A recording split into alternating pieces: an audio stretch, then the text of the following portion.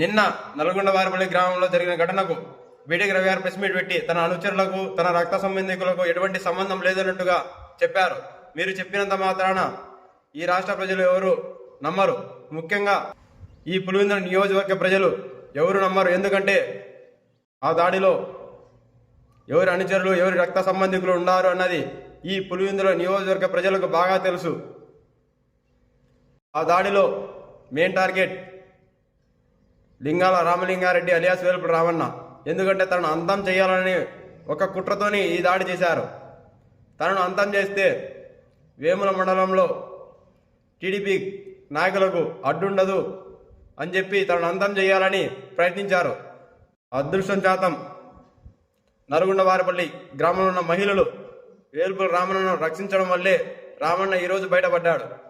నిన్న ఎవరైతే వేలుపుల రామన్న దాడి చేశారో వాళ్ళందరికీ కూడా వైఎస్ఆర్సీపీ అధికారంలో ఉన్నప్పుడు వేలుపుల రామన్న వాళ్ళు పక్క పార్టీ వాళ్ళు అని కూడా చూడకుండా సాయం చేసిన వ్యక్తి వేలుపుల రామన్న.